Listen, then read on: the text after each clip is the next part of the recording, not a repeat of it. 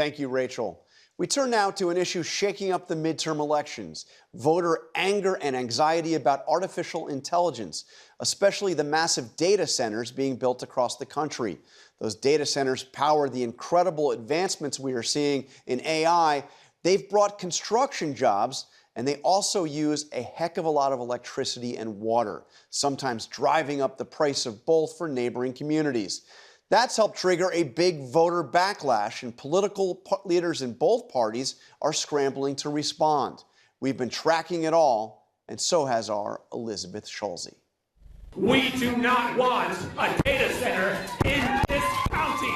In communities across the country, the backlash against the rapid build-out of AI data centers is reaching a fever pitch. We do not consent! We went inside a town hall in rural Franklin County, Missouri. This has already been going on for 3 hours, no sign of stopping. For 13 hours, hundreds of residents uniting in protest of 2 proposed data centers. This issue brings Republicans and Democrats together. For months, our team has documented battles like this one playing out from coast to coast. We need clarity, and we need it now. Tech giants are pouring hundreds of billions of dollars into the massive facilities that store thousands of computer chips and keep AI running, promising they'll bring jobs and spur capital investment in their communities. But many residents fear data centers will spike utility bills, drain water resources, and destroy farmland.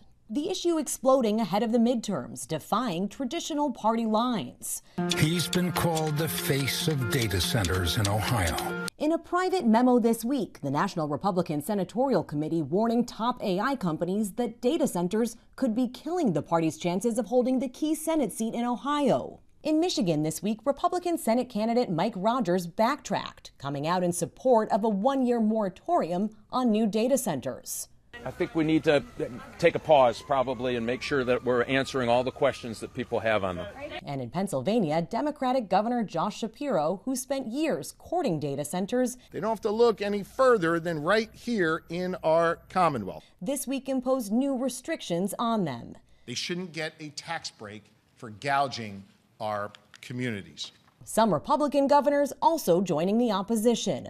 You should not, as a hardworking Floridian, have to subsidize some of the wealthiest companies in the history of humanity. Texas Governor Greg Abbott once dubbed his state the epicenter of AI development. That truly is a Texas-sized investment in our state. An ABC News analysis found Texas is now among the states with the most data centers, with more than 300 in operation and at least 200 more in the pipeline. But as opposition grows in Texas communities, this is my investment, my home, and it's being ruined. The issue roils the governor's re-election campaign. Greg Abbott. Abbott took $20 million in campaign donations from data center executives and companies, and he gave them billions in tax breaks. Abbott now reversing course. We must prohibit them from building AI data centers in rural Texas neighborhoods, putting a freeze on new data center projects as the state audits them for energy, water usage, and tax incentives. A move President Trump called a mistake. For Texas to say no to data centers is a mistake in the sense that it could be bigger than oil. As you heard Elizabeth report, Texas Republican Governor Greg Abbott once vowed to make his state the, quote, epicenter of the AI industry. Now he has put in place a moratorium on data center construction.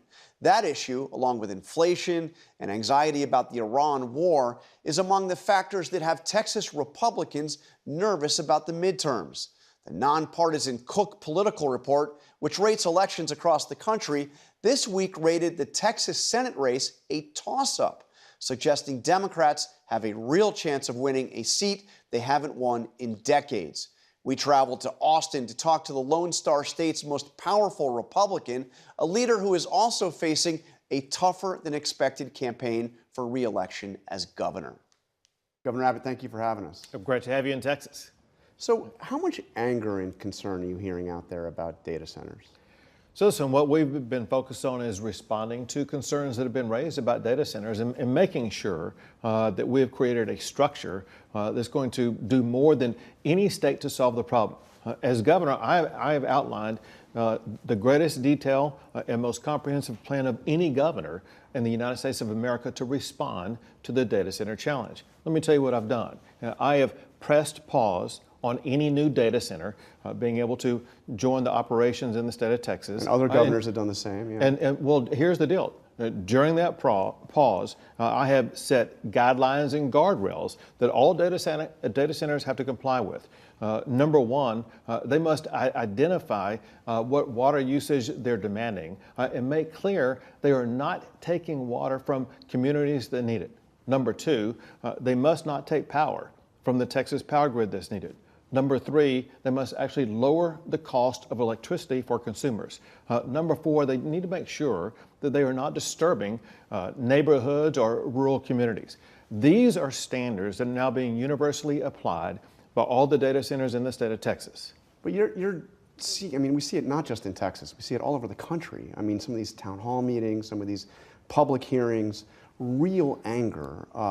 What is driving it? Is it the energy costs? Is it what is driving the anger? So you're out there talking to people. One thing is the rapidity that these data centers are coming online that people didn't see coming. The other is the way that the data centers, they didn't do their job to get the support of people in local communities. Gaining the support of people in local communities is essential. Because they did not do that, that's why I am now coming in as governor saying, listen, if you're a data center and you want to operate in Texas, you have to first get the approval of those in local communities. And that's why I set that standard, no data centers disturbing local communities in Texas. It was last year that you said that Texas was the epicenter of the AI industry. In hindsight, did Texas move too fast? It wasn't Texas that was moving fast. It was these data centers. But they needed approval from the government.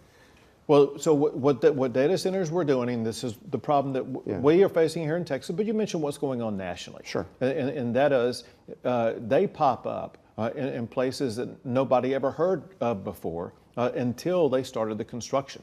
And so they had not been working in collaboration with the state. They'd not been working in collaboration with local governments.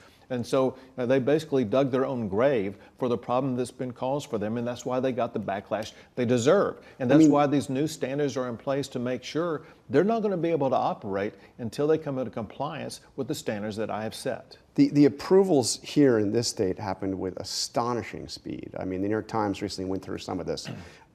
One massive power plant for a Meta data center approved in 20 days. Another in just 3 days, another in 2 days. I mean, was that a mistake? Well, so the way that it works in Texas, they didn't get approvals from the state of Texas. They had to get approvals to build those power plants, to power their data centers. So to actually begin the data center, they don't need to get approval from the state of Texas, which is the way the law currently works. One thing that they would need to do eventually is to get approval to plug into the power grid. However, in Meta, for example, out in El Paso, they are outside the Texas power grid there, and so they weren't required to be a part of getting the approvals from the power grid. That said, so there was no public notice, there was no approval? Well, no, there was at the local level there in El Paso. However, because my guidelines and guardrails that I've set up are so clear, the Meta data center in El Paso, which is outside the Texas power grid area, they have announced they will be in full compliance with the guardrails and guidelines that I've set out. So this is happening in the backdrop, obviously, of the midterm elections. Let me ask you the way Trump put it recently, just not that long ago. He said that voters in the country are angry at Republicans. And he said it twice. He emphasized it. He's not angry at him, angry at Republicans. Is he right? Well, I can speak for Texas, not these other states. And what I know very well in Texas is the attitude of Republicans. And what matters most is where their mindset is going to be on Election Day. On Election Day... But I'm talking about right now. How does it feel right now out there? Listen, what matters in elections is it's not in August. What matters in elections is November. And I know what's going to happen in November, and that is there's a choice at the ballot box. And when those voters go in, they're going to choose between common sense that's offered by Republicans versus the crazy that's offered by the Democrats. So you traveled the state a lot. What do you hear from voters in places like Abilene when you get out there, and they see Trump wanting to build the ballroom, talking about it almost every day, showing off his new helipad, talking about building a big arch, putting all the gold around. I mean, is that the kind of stuff that voters want the President of the United States to be focused on? I was with voters from Abilene last night. Okay, there you go. And I pressed them repeatedly. Yeah. I said, tell me how things are going. What are your thoughts? Are you guys happy? What do you like? These people were ebullient. They said they could never be happier. They're so excited about being in Texas. They're excited about the growth, the economic growth that we have in our state. They're excited about their community. And so I kept pressing to see if there was maybe any soft spot whatsoever. Maybe this was a self-chosen crowd that they're coming to see you. I mean, you see it. There's anxiety, not just in Texas, but all across the country. I mean, concerns about prices, concerns about where the economy is going. And I'm just asking, I mean, when you see the president out there talking about all the money he's, wants spent at the White House to make it more beautiful, I mean, do people want that? So let's be clear. I mean, it's a lot of time. You have to admit, it's a lot of time that just the other day, 40 minutes he was out there showing off his helipad. And let's be clear about something else, and that is, listen, with regard to anxiety by voters, there are two components to that. One is, I know for a fact in Texas, voters are very concerned about this expansion of these socialistic ideas by people like Mandami and all the Mandami acolytes. And in Texas, the last thing that we want to have happen is to have a Mandami acolyte get elected to office in the state of Texas. And yet, that's exactly what's being offered by the Democrats on the statewide ticket. But I'm asking you right now, the same ideology of Mandami is on the ballot box in the state of Texas. But I'm asking you about what Trump is doing. Let me just ask you very specifically on the question of keeping prices down, which is obviously a central part of the campaign that we saw last time. What grade would you give him on keeping prices down? Well, I'll answer that, but in the context of your question, what I'm hearing on the campaign trail, people are not talking to me about Trump. We're talking about the contrast that exists between Republicans and Democrats in Texas. One thing, of course, with regard to prices, everyone wants to see the price of oil go down. They want to see the price of what they pay at the pump go down.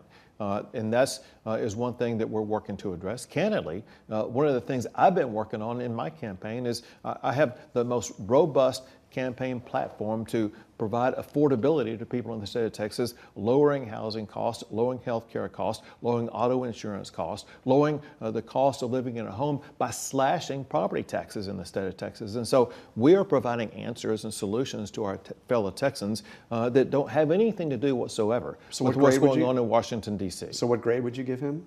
Depends on what category you're talking about. I said about keeping prices low. Well, listen, we all need to have prices lowered, especially at the price of the pump. And I think the president is on a track to get us there. So you said recently that the price of gas in Texas would be below $2 by the end of the summer. Are voters going to punish you and other Republicans if it's not? Because right now it averages $3.60 a gallon here in Texas, and we're halfway through August, more than halfway through. So when voters go vote in November, they will vote on contrast and make a choice about do they want the Republican or the Democrat candidate. And the answer to that's far more complex than just one price point. But you said it was going to be below $2. I get that, but also I say that I want safe communities, whereas our opponents, they vote to defund the police. I say that I want to cut taxes, where our opponents, they'll jack up costs far more than the price of gas. Our opponents, they voted for a state income tax. They voted for a death tax. They voted to increase property taxes. When voters realize that, when these Democrats want to increase property taxes, and they're not they will mind vote if gas hostily. is still over $3 a gallon. Let me tell you what, the cost of what Texans are paying because of property taxes is outrageously high, and it's the Democrats who voted to increase those property taxes even more. Do you still think gas will be below $2 a gallon by the end of the summer? If the president maintains the current trajectory that he's on right now, they should be, and let me explain why. And that's because the kinetic battle with regard to Iran appears to be over. As long as there's no missiles flying that threaten the Strait of Hormuz and things like that. Okay, so I've heard from Republicans, Texas Republicans, who have real concerns about Ken Paxton, the nominee for Senate or for your party. They say he's not working hard enough, he's not raising money, he's got too much baggage. Do you share some of those concerns?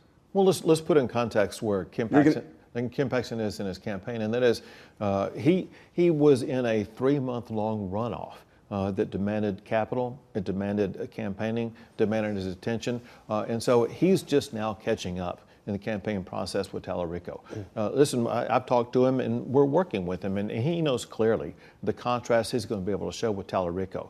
Talarico got away with something, and that is with Kim Paxton campaigning against John Cornyn as opposed to Talarico. I mean, you're going to go after him hard, I have no doubt. Paxton's going to go after him hard, but I'm asking about Paxton. I mean, when in that runoff, John Cornyn said he was the kiss of death for Republicans and for the Republican ticket in 2026. It would be an albatross on the party. Said if he's the nominee, we could well experience a massacre and the first Democrat elected statewide. Elections are about choices. And when voters go to make a choice on November the 3rd, the contrast they will see between Ken Paxton and James Talarico is so extraordinary. That choice is going to be easy. And they'll be voting for Ken Paxton and they'll be voting against James Talarico. Let me ask you about the future of the party. What happens after Trump? Is there an heir apparent? Is it J.D. Vance? Listen, who knows that there's an heir apparent right now? What I can tell you is this, and that is the Republican bench is far stronger than the Democrat bench. And it's going to be a massive contrast for the next presidential election where we have all of the DSA candidates, the Democrat Socialists of America, who are lining up to try to take over the next helm of the future of the Democrat Party. And they are trying to take America down a direction that Americans will solidly reject versus a great lineup of potential Republican candidates. So you don't think Vance is the presumptive? I don't think anybody should be categorized as the presumptive nominee. What I can tell you is J.D. would be a great candidate. Rubio would be a great candidate. There are many governors who would be great candidates. Are you going to run? Listen, I'm focused singularly on one thing, and that is winning my election here, representing the state of Texas. I was born in Texas. Yeah. I was raised in Texas. My daily job is to fight for Texas. It means something to be a Texan, and my goal is to make sure we live up to that standard and keep Texas, Texas. You're running for an unprecedented fourth term. You're not going to run for a fifth, are you, if you win this time? But you know, as Trump says, I may run for a fifth term, a sixth term, seventh term. Who knows? You don't have term limits. He does. Bottom line is this, and that is, I look at only what is right in front of me. Now, what's right in front of me is making sure that I do my part, not just to win the election, I do my part to make sure that we keep Texas, Texas. All right, Governor Abbott, thank you very much. Appreciate your time. You got it. Thank you. Great. Good to have you here. And coming up, we've learned more